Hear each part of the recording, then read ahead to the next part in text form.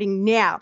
And I would like to start by greeting Haley McKinnon, because she is actually our Director of Graduate Admissions, which means she's the one that is the entryway into this doctoral program. So be nice to Haley. I think she likes chocolate. We'll find out later. There's ways to bribe her.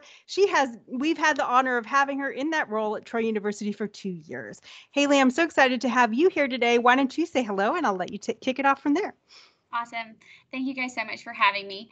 So she mentioned I am the Director of Graduate Admissions. So I work alongside all applicants to make sure that we have every single document needed to get you sent over to the doctoral committee for review. Then I hand it off to Dr. Lemoine, and she works with the committee to kind of review applicants to get you into the next cohort. So I'll be working alongside you for those documents, but Dr. Lemoine's kind of that key into getting into the program. But speaking with us today is Dr. Lemoine. She's the Assistant Professor of Instructional Leadership and Administration program at Troy. She's also going to be students' academic advisor for this program. She has an extensive background in education. Her P12 experience includes work in the United States, Okinawa, Canada, Japan, and Germany. She has authored and edited materials such as professional journals, book chapters, as well as presentations to state, regional, and international organizations. Her research interests include educational leadership and the impact of digital technologies on P12 and higher education. Thank you so much, Dr. Lemoine, for taking the time to meet with us today and kind of going over the program as a whole. Well, first of all, it's my pleasure, and I do appreciate the opportunity to talk with everybody. If I lose my voice, just watch me. I'll get some water and I'll go on. I've been working with Troy now 2 years, also this as of July 1st. So it's my pleasure to have been hired alongside Haley, specifically to work with the Global Leadership Program. Global Leadership started in the 50s. But it really emerged in the 90s. And now it is called the rise of the global world. I didn't label it that, but in the 2020s, it includes dealing with all the different things that are going on in the world today. And so we designed the program specifically to teach people to be global leaders. When I started doing the research for the program, I found that at the time in 2018, Alabama had 425 international businesses, and they were sending people all over the world as well as running the program. It's okay to go to the next slide. They were sending people all over the world to work for the businesses. Sometimes they were housed in the United States, other times they were housed internationally. And so our program is designed to produce those leaders who can work in those kinds of formats worldwide. Our program format is divided into core courses, specialization courses, research courses, and finally dissertation courses. There are 7 core courses for global leadership. Students, after taking the core courses, move into their specialization area, and I'm going to talk about those a little bit later. Then into research courses, and finally into dissertation courses. The program has been designed so that we're not doing oral or written examinations. We are doing 3 different defenses. The first defense is a prospectus defense, which consists of the chapters written by the student, Chapter 1, the introduction, and Chapter 2, the literature review. Also, the proposal defense, which is the defense of Chapter 3, the methodology chapter, and finally the final defense, which is defending all 5 chapters, especially Chapter 4 and Chapter 5, which capture what you found and the implications of what you found. If you'd like to change the slide, if you could forward the slide. So again, our commitment is to build a world-class program.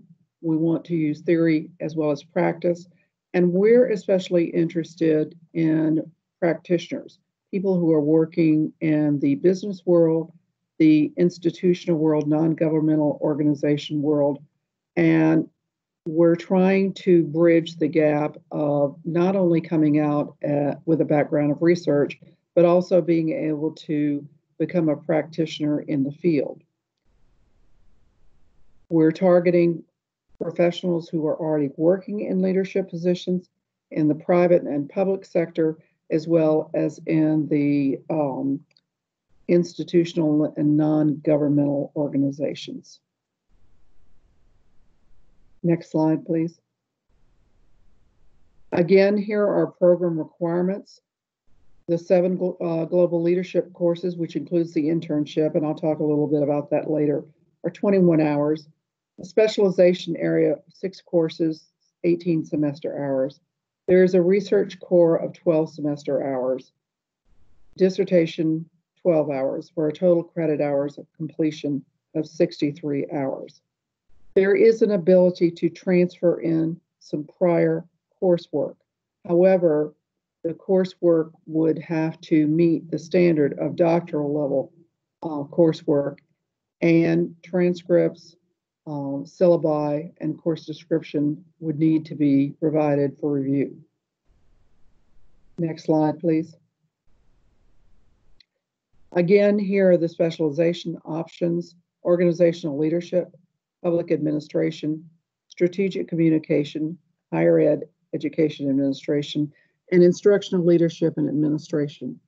There is a caveat with the instructional leadership and administration, because someone who is looking to get the required certification for the state of Alabama would have to take the master's class and the ed specialist class to get the leadership certification they require. The doctoral program is targeted more toward people who would be working above the district level at either a regional, a state, or national level, or perhaps even an international level. Could you move to the next slide? We are fully online. Students take 6 hours per semester. That means that every term you would take 1 class. International students take 9 hours to comply with visa requirements. And I did have some questions from the last group I spoke to this morning. The students were a little confused about the 6 hours per semester. The course is designed so that students take a class every term. We found that in working with doctoral students, and I've been working with doctoral students for a while now, that most students do much better if they're not trying to juggle 2 classes concurrently. So the 6 hours per semester working in terms allows our students to take 1 class per term, 3.5 years, to complete the 63 credit hours.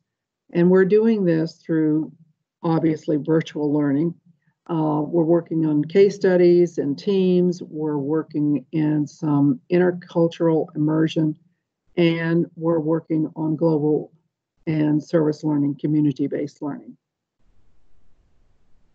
Next slide. An internship is built into the program. It's a customized internship experience. And by that, I mean the student, the internship instructor, as well as the dissertation chair would design the internship experience. And I got several questions from the people I spoke with this morning about what that means for the student. What it means for the student is that we're not saying that everybody has to do the same thing. The student can choose the sector in which they work in the internship. The student can also choose their time frame when they do their internship, and they can also choose the area of the world and or the country in which they do their internship. And by that, I mean the internship is designed to be an experience of not less than 2 weeks, but we don't cap the experience. We've had some students express interest in doing a 6-month internship.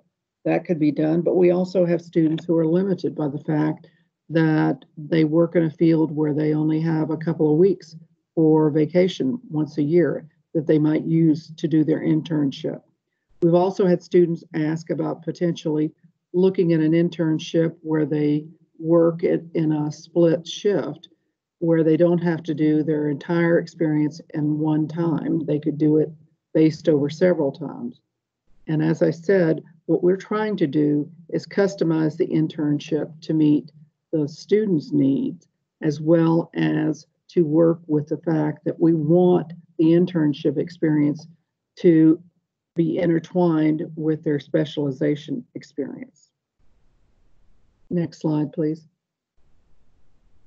Our admission requirements are that you have a graduate degree from an accredited university, at least a 3.0 GPA, and of course you have to provide the official transcripts. And the second part is that you provide, or the student provides, a resume or a vita, a statement of intent, a writing sample, but there are no testing requirements for the program. Continue. Slide. The other things the students have to supply is a statement of intent. Within the statement of intent, there should be details about why you're pursuing the degree and how you intend to use it. Details about your past career or your current career and your research interest, the possibilities of a projected dissertation focus area, and perhaps information about an area of the world that you might want to use for your international internship. And we have students who are very specific. I want to go to X country. I already have a relationship with an institution or an organization, and may I pursue that? And that is not something that we would turn away. On the other hand, there are students who have told me, I'm not really sure what I want to do. I understand that this is my field of dissertation, but I would need some help in designing my internship experience. And we're prepared to do that also. On the next slide, there's information about the writing sample. Our sample topic is leadership in the 21st century.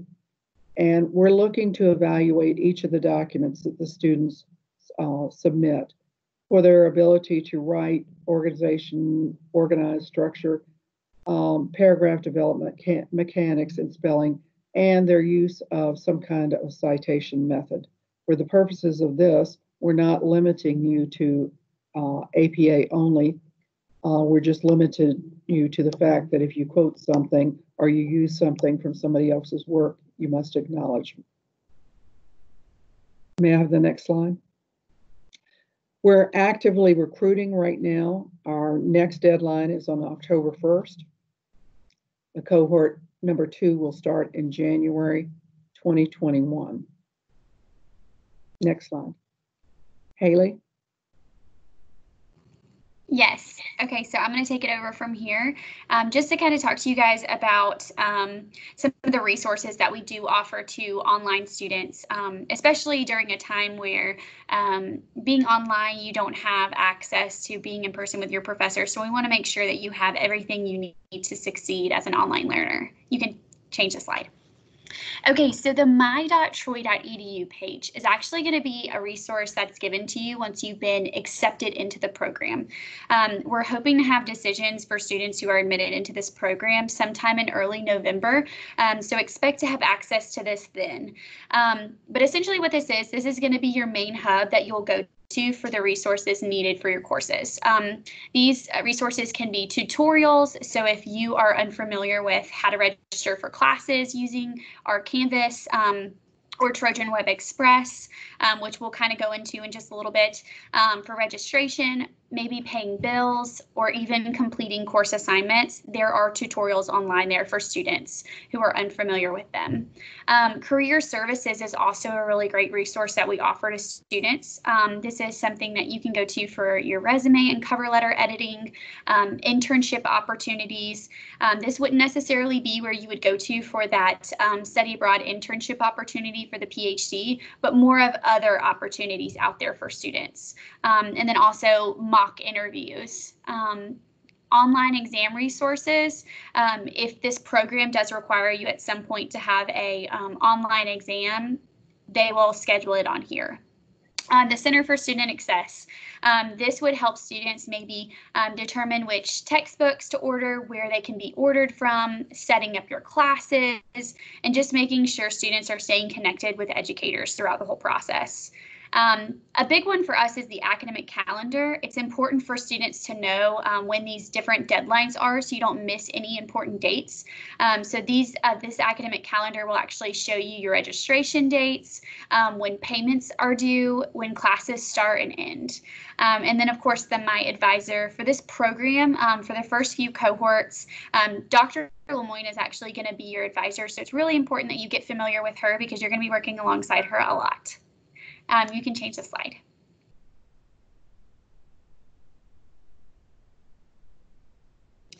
Okay, and as I mentioned before, Canvas is our learning management system. So this is going to be where you go to for all of your classes, especially with speaking with other students within your courses, whether that be discussion boards or maybe even meeting students in other classes that kind of are doing your same concentration.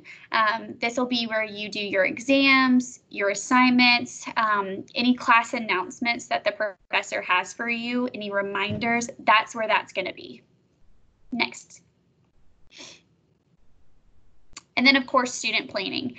So student planning is the interactive web application that allows current students to easily view their student data. So this is really important for students who might not understand where they are at in the FAFSA, the financial aid status, or maybe even viewing your account to see what your current balance is. If you have any changes to your address or name changes, this is where you could kind of get that going to enroll in courses or even to adjust your class schedule. So these kind of will all fall under that my.troy.edu page that we mentioned before. So that's kind of going to be your whole screen that you use for registration, payments, and anything along those lines. You can change. So we do have a promo code for students today that we want students to have in case they do choose to apply. You can go to enroll.troy.edu for this. The promo code is going to be good until June 14th. And there's the promo code there. And if you have any issues with that, please reach out to me. We'll have a follow-up email that we send out, and it'll have my contact information in it as well. And here is who presented today, Dr. Lemoine and myself. We're super excited to be working with you guys. Like I mentioned before, I'm kind of that front end worker who's kind of making sure we have your whole application packet fulfilled. And then whenever we get it pushed through, Dr. Lemoine is going to be the one working alongside the committee so we can make sure we get you accepted. Thank you, Haley. And Yeah, thank you, so Dr. welcome. Lemoine. And we can push Yeah. that PowerPoint out, or at least the contact information out through the chat box. I'll grab it now. But let's see if there are any questions. Let's take a look at the chat box. Dr. Velarde, are there any questions? There was a question from Dr. Gibson about what does the promo code provide? The promo code is for, so it's typically a $50 application fee for the PhD, and this would be the promo code to waive the application fee.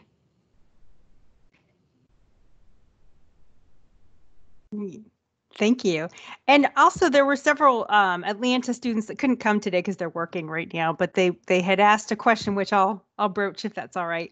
And they said they've always been curious about a doctoral program and it's been a long-term goal, but how do they know it's really going to further their careers and it's going to be worth the time and investment for them?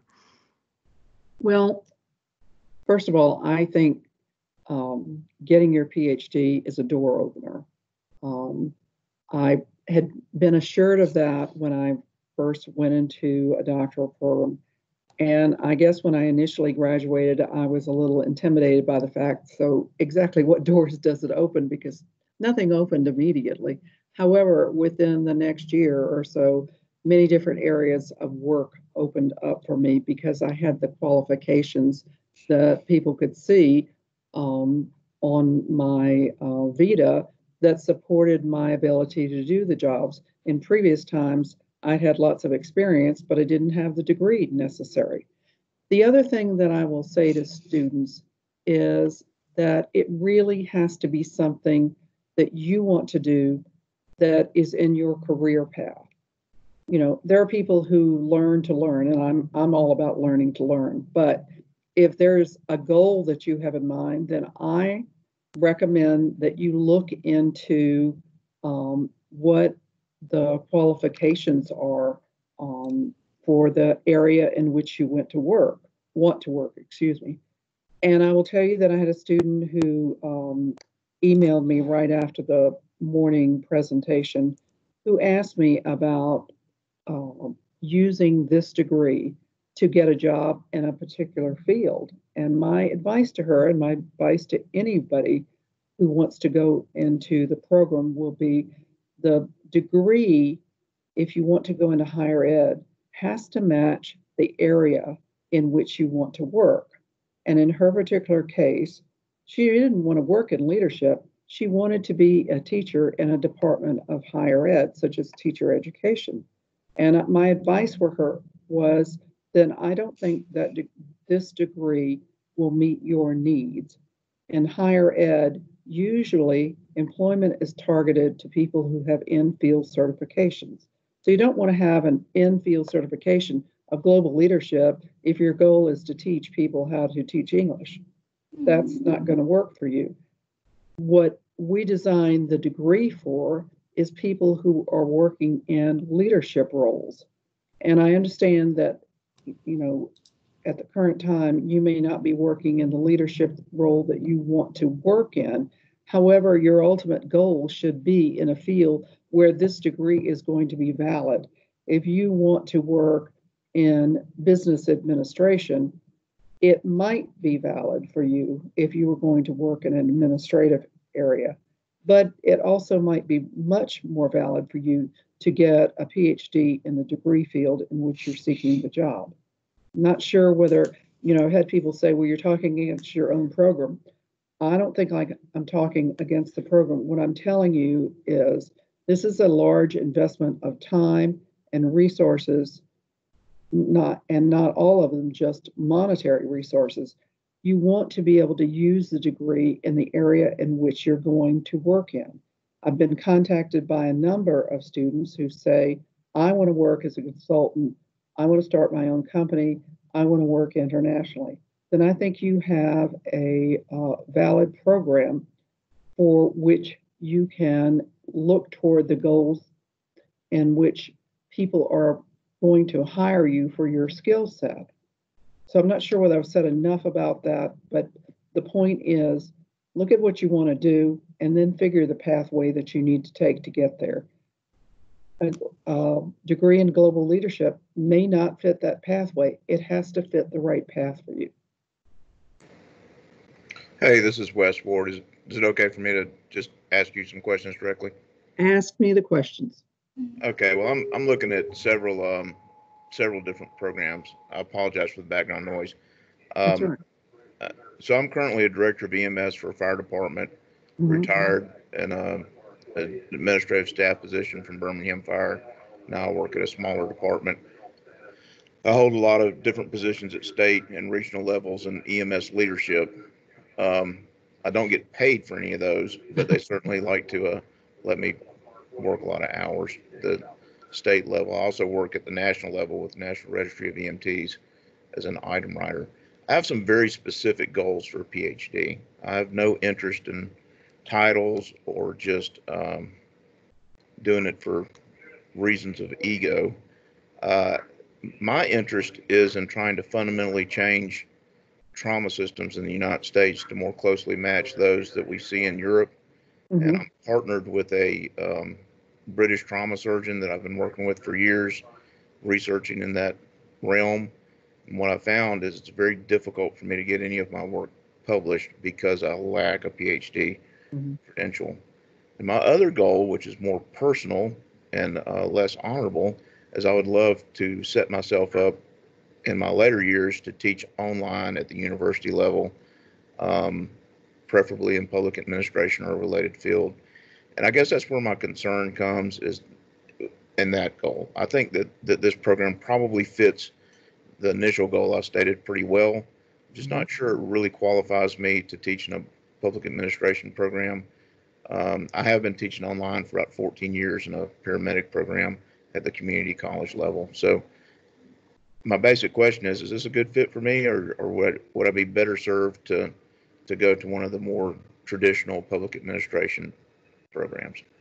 I think there are two answers here. And, you know, yours is a very specific skill set that you could supplement with the degree, the PhD degree, but you might be better served by getting a degree that's specifically in your field. And that's why in my conversation this morning, what I told the student that I recommend that they do is go talk to somebody who works in the field at a higher education institute and ask them, when they're hiring, what qualifications are they asking for? Because a concern for me is that you get out of the program, and yes, you have some specialization areas in the field, but when they hire, if they're putting down that they want somebody who has a background in this field and this particular certification, your degree is going to be in global leadership. Your degree is not going to be in that specialization field. And while I would love to have you as a student, and I'm not trying to turn you away, I like to be honest with people. You have to get a return on your investment for the hours and the time that you're going to put into the field. And frankly, there are people who are very specific and say that if you can't answer the question, I have a degree in the field, yes or no, and prove it, they won't even consider you through making it through the human resources application because you don't have the desired degree. So I'm cautioning you to go talk to people in, if you can, at a couple of institutions and see who they're hiring and what the degree is that they're requiring. There are also programs that will tell you that as long as you have a field that's sort of an umbrella field, PhD, that would be satisfactory for them because you have the significant experience that backs up your credibility for that degree. So I'm not sure I gave you what you wanted to hear, but I'm trying to give you an honest answer. Well, I certainly appreciate that. I guess the caveat to your answer is that the next technical degree in my specific field would be medical school and about a 9-year surgical fellowship. And I'm 52 years old, and that's not going to happen. So I'm kind of limited. But 52 is young, by the way. Yeah, I think so too. Well, it's getting a little old for driving down the road with lights and sirens and doing all those sorts of things. But thank you very much for the information. All right. Are there other questions? Jay had a question about the terms, the 6 credit hours per term, and he said fall, spring, and summer. I know that you said that it was like 3 hours, one class per term. Does that include summer where it's 3 hours in the summer as well? Or is it 6 hours in the summer? 6 hours in the summer.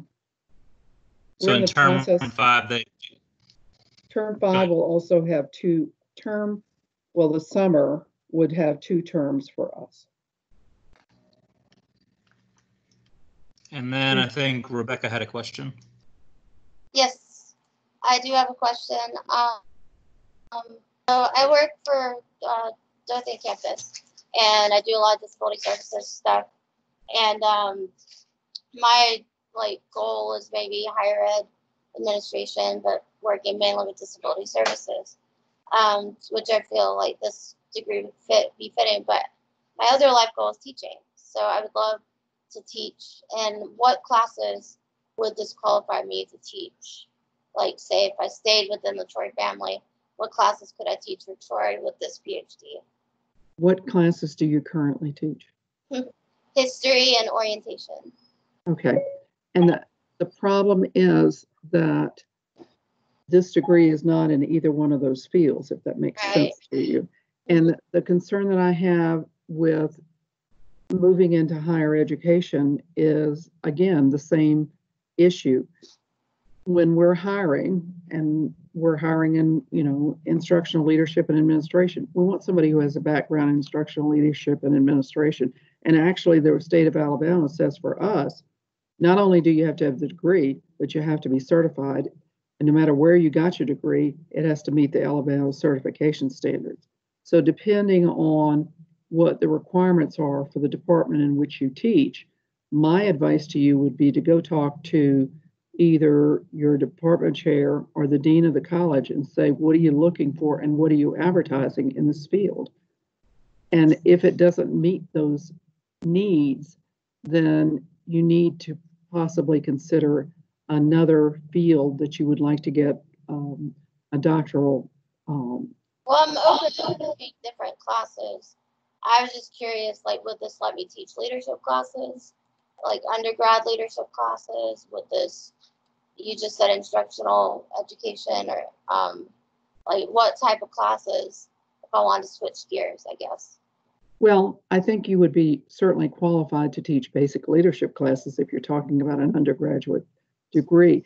What is your master's in? History. Okay.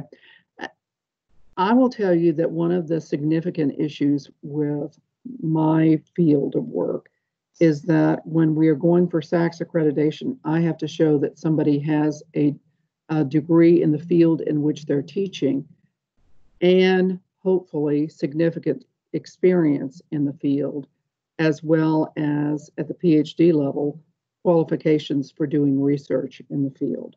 So there's a number of factors that fit in there.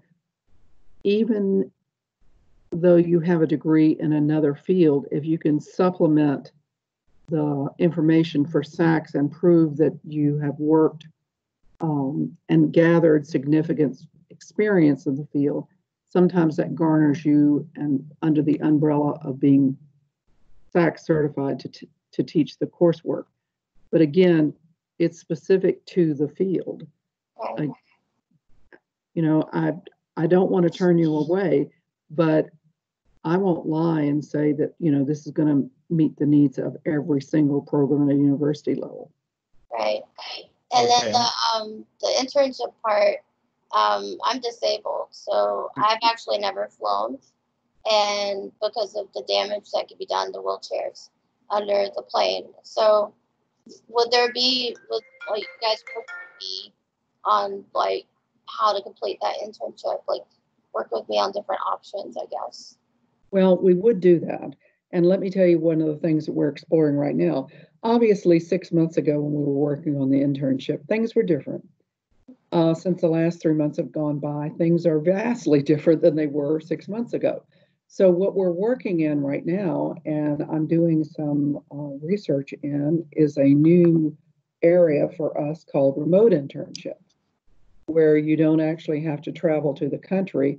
You establish an internship with in another country with an international institution or organization where you do some, I don't want to call it work from home, but basically right now we're all working from home. So that's an avenue that we're exploring now. We're very aware that we have people who have barriers that will keep them from traveling. So the reason we didn't classify that internship and put a hard box around it is because we knew that we were going to have to adapt it to the individual student needs. And while ideally the goal would be for you to travel internationally, I have a handicapped friend who has traveled internationally, and the barriers are significant for her, and she probably won't do it again because, traveling and being disabled has created some problems for her. We're aware, and we would work with you. Okay, awesome. All right, thank you. You're welcome. I have a question. Sure. So I'm following the lead of the previous two. I have a background. I'm a consultant. I work and I work in multiple industries currently. I graduated this past March with my master's in public administration, and I'm currently working on an MSM degree at Troy for organizational leadership and effectiveness. That's what I consult to. That's what I teach when I train. And I want to eventually work international. I'm building towards that and becoming an independent consultant. So as the first question asked, as I start to age gracefully and look at doing some teaching. And I say that because I don't teach for a university, but I do a ton of teaching online for companies to help them with their leadership and management development. My question would be, would this PhD program in organizational leadership, would that be a good fit for me? Honestly speaking, because you're a private consultant and you're not grounded by some of the barriers that we in higher ed would be, I would suspect that this work could serve your needs very well. It would depend on how people go about hiring you as a consultant. You said that you're working in the role of leadership. Well, this to me would prepare you for working internationally in the role of leadership. Yes. Organizational leadership would just support those skill sets. But you also might want to look in the area of public administration. And one of the reasons that we built the program to be interdisciplinary is because I think that when you're working in a consulting area, that you need to have a broader base of knowledge besides one field, and that you need to gain some experience in other fields. I think public administration has great support for providing you with a skill set, because it teaches you about policy. And in our particular program, we're really looking at policy from the viewpoint of not just US, we're looking at policy and politics from the viewpoint of internationally. I understand. To me, when you're working with the fact that you're going to be dealing with culture and different perspectives and all the ramifications that you run into when you work internationally, I think this could serve you well. Thank you. That was the feedback. Yes. Oh, sorry. Go ahead, Robert. No, that was the feedback I was looking for. Please. Great. Since you mentioned public administration, that's a wonderful segue, because I believe Dr. Gibson had a question on the concentration areas or cognates. Pam, forgive me if I'm not expressing Dr. Gibson, Pam. I don't know if that was the question that you had, but she was asking about the concentrations and cognates. I'm not sure. Could you elaborate? Dr. Gibson, would you like to unmute and ask your question? I think she did. I think she asked, would you like to elaborate? Oh, she just wants more information on the different concentrations. Oh, well, there's there's 5 specialization areas. We call them specializations because in the state of Alabama, we ran into problems with the term cognates. So we ended up having to call them specializations.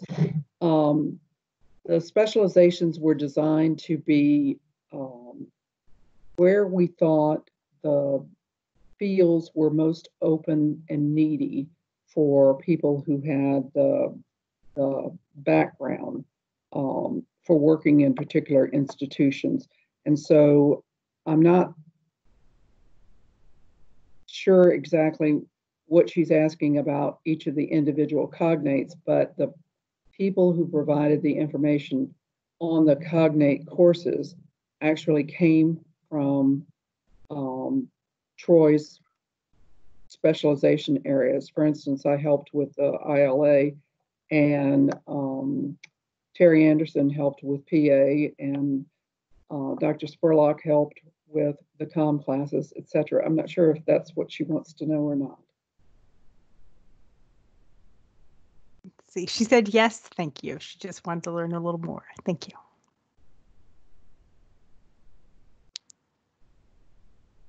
A question the Atlanta folks also asked me to pose to you, Dr. Lemoine.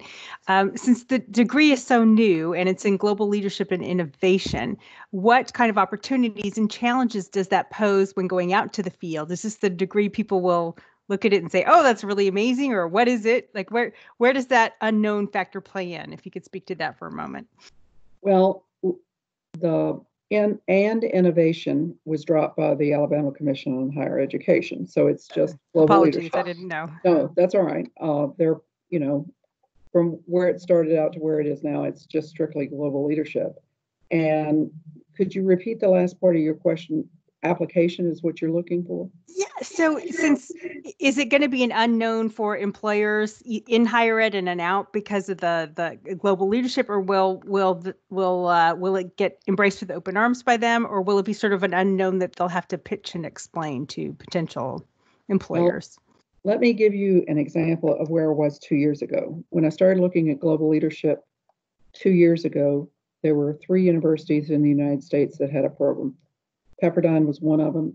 It's $24,000 a semester to take courses there. And at the time, they really didn't have any graduates. There are currently 10 programs in the United States that have opened since 2018. Global leadership is what they call now an emerging discipline. So I think there is an acknowledgement that leadership, in terms of what leadership used to be, which for us was primarily working in leadership in the US or leadership in an international organization, has changed. The skill sets are a lot different in that, of course, you need the basics in leadership, but as I mentioned before, one of the things that I was working in this morning was looking at the difference between the skill sets needed by a leader in one country versus a skill set that would be needed by somebody who's working in an international or global company. And I think that has to do with the sensibilities that are posed by the fact that when you are working in a different culture with people who have different beliefs, different religions, and different thought processes, not to mention different educational systems, that those are things that you need to be aware of, both in worldly experiences as well as in the fact that geographically speaking, the world has changed in the last 10 years. And where in many places Europe was considered the best place to get your background in leadership for certain fields, the US in some fields, and perhaps Asia. And everybody was coming to us to get their background in leadership. Leadership's evolved to the point now that Asia is becoming an area in which leadership is also a prized degree, perhaps not in China, but in the other Asian countries. This is an area in which people work. We in the United States have great intermixing in our business relationships with people who are in the Far East. We also have the emerging cultures in the Islamic nations, and we also have the emerging working relationships with people in the Malaysian areas of the world. We have evolved so much that our companies, we know this from COVID-19, don't build things here. They don't make things here. And so leadership considerations are that when you are building a product or working with a product or even working with a service, that you've got to know about more than your own country. You've got to know about other countries, and especially working with people who come from a different nation. And I will tell you, having lived on and off in Japan for quite a long time, that there is a totally different perspective on many different things. Also lived in Europe, and there were differing perspectives, but basically you have somewhat of the same educational constructions that we do. While working with people in Singapore and Malaysia, there are different frames of reference. And Hong Kong, which is one of my absolute most favorite places to be in the whole wide world, it's a different world out there. And so it's important that if your business is going to be evolving, or your consultant work is going to be evolving, and you're going to have to leave the United States and go work with people in all of these different geographical areas of the world, that you better know what you're getting into, and you better understand something about the governance and something about the politics and something about the policies of the countries in which you're going to work. And most people don't go out and discover that on their own. So our focus in the global leadership courses are exploration of where are we going to go with this in the next 10 years, and how is that going to affect the factors of business. And it's so funny because I was just doing some work on that this morning, and we've been exploring theories of leadership and leadership practice in the United States for many years. We took some of this with Deming and some of the others to the Far East, and they adopted our American way of doing things. But that's changed. They no longer do the same things that they used to do. Historically speaking, that in the last, I'd say 40 to 50 years, we've changed a great deal, and they changed a great deal. And once the third world nations are now the nations that are taking over, and we are viewing them in many regards as equal partners in the ability for them to do things differently. So perhaps I'm not speaking to my strength, but I'm being honest with what I think we're trying to do right now. That sounds like a very unique and powerful competency to have. So thank you for answering that question, because I know those watching it later will want to know that. Lauren, I see your hand up. Did you have a question you wanted to ask? Yes, ma'am. Hi, and thank you so much for getting this together and letting us ask questions. I was wondering, when it comes to the specialization, I have a master's in public administration, which I just received from Troy. So again, yay, Troy, thank you. So I was wondering, is there anything online that we can look at to kind of understand the courses that are being provided for the specialization credits that we have to take, either to advance my learning in public administration, or if I want to maybe go into organizational leadership, because that is another field that I'm kind of interested in. I don't know which one I'd want to choose. And so that's kind of what I'm interested in. If you'd like, if you'll just email me, I will be happy to send you a list of every single course, their course descriptions, and I can even give you the student learning objectives for each of them. And sometimes that's definitive information that people want to know, well, what are we specifically going to do in this course? What are the outcomes for this course? And the course descriptions somewhat capture that.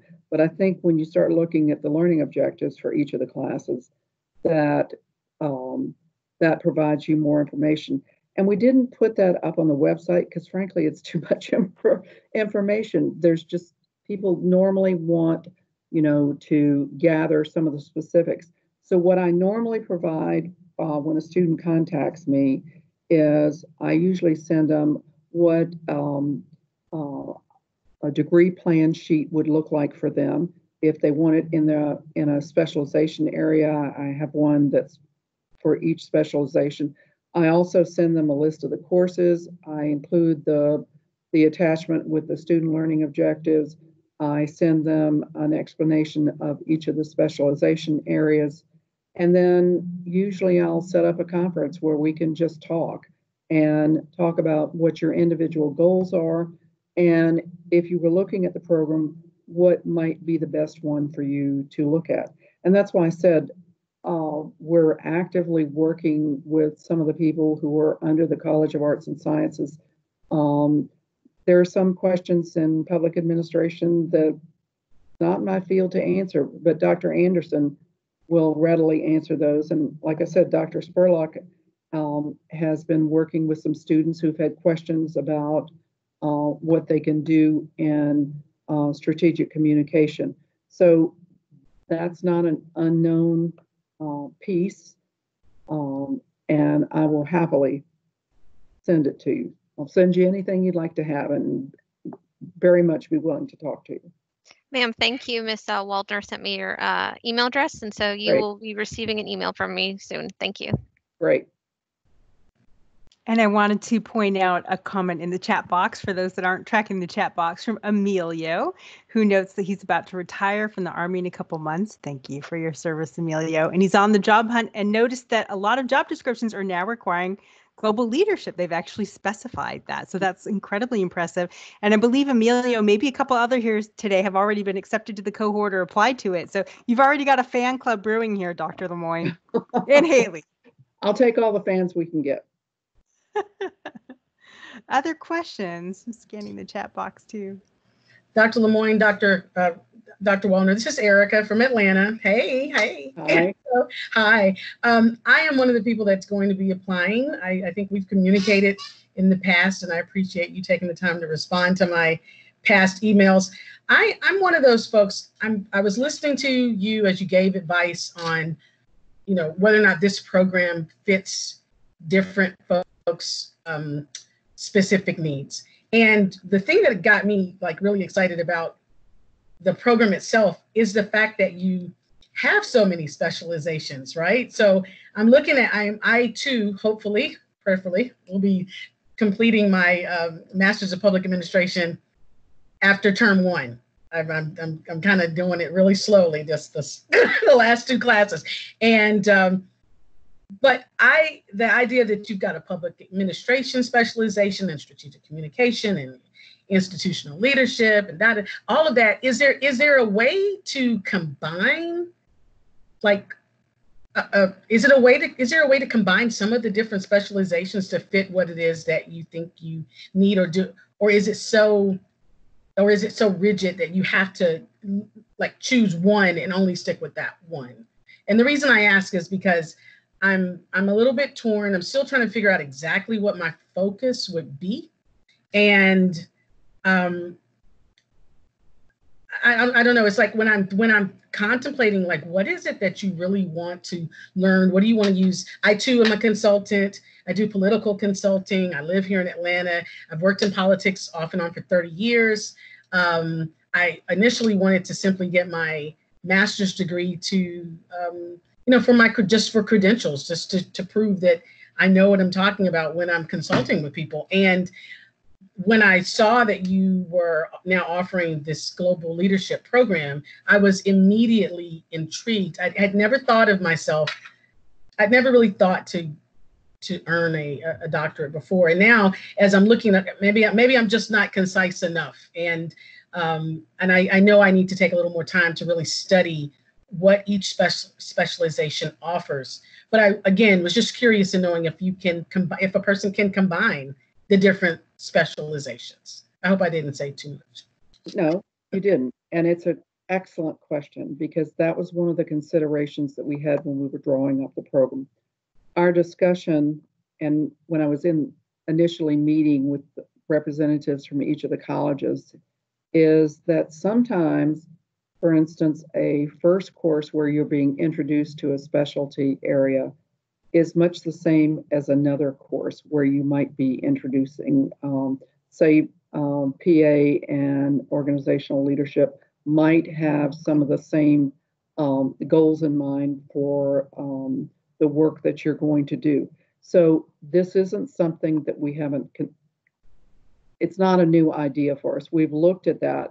And the only thing that I would say we would be hampered by is that we would want the people who are involved in teaching in the different specialization areas to agree that once you come out with your global leadership degree, if you have a specialization area, that the specialization area would look right. And I don't use that term lightly, so that you wouldn't come out with a degree in global leadership where you had a couple of courses in this and a couple of courses in this and a couple of courses in another area. We would want you to have a very strong concentration in a field so that we could acknowledge the fact that you have a specialization area. But there are courses that are sometimes parallel. And so we had a discussion about how would we make this as interdisciplinary as possible. And the agreement was that if we worked with the people who are working in the field, who can have an open dialogue and say that this would achieve what we need to achieve when we're saying something about a course, then yes, we could do and craft a specialization area that would fit the student's particular needs. Now, would I say in general that everybody could go off and take a little bit of this and a little bit of that? I wouldn't.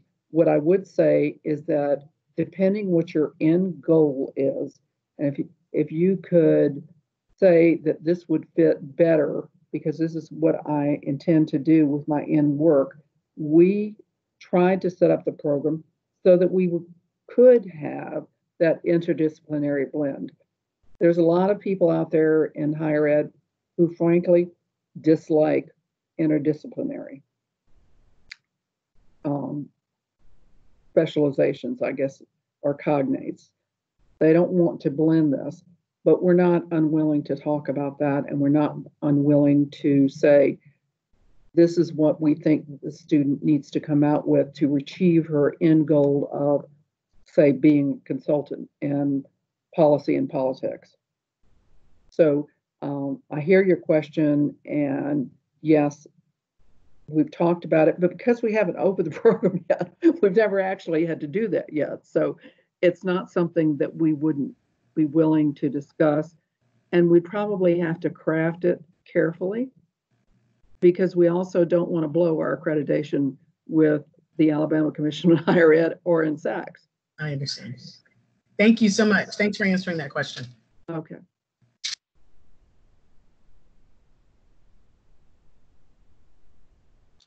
And it looks like Robert may have had a question in the chat box. Are the cohort start times only in term 1 and term 3? Yes, they are. And let me tell you why.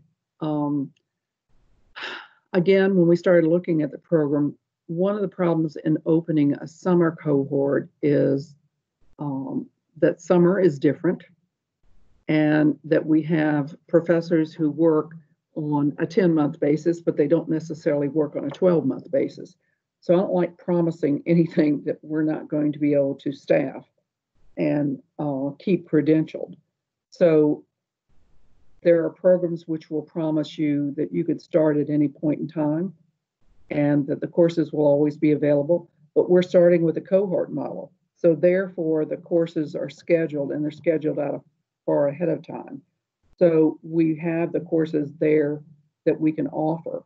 And that's, saying that we're doing a cohort model is not a light decision, because that means that you can't just take a course here and take a course there and feel like you'll be able to finish. You have to follow the cohort listing of courses. If you get off track, then that could mean that if you end up moving from cohort 1 to cohort 3, you could lose a dissertation chair or dissertation committee members.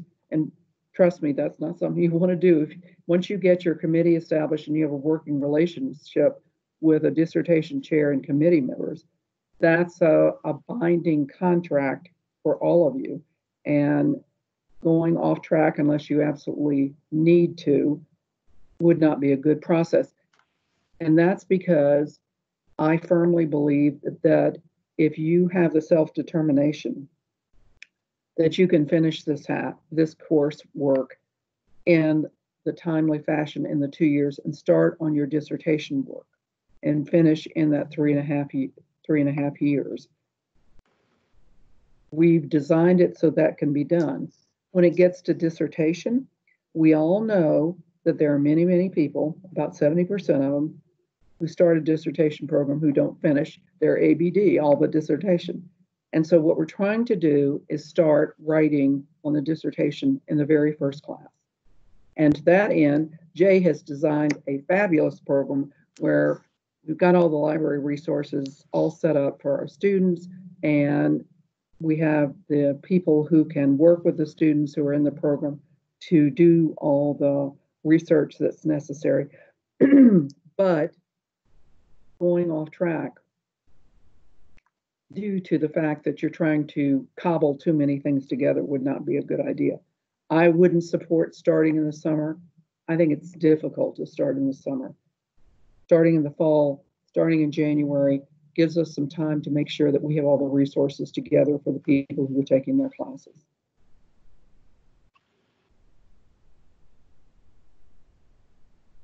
Thank you. You're welcome.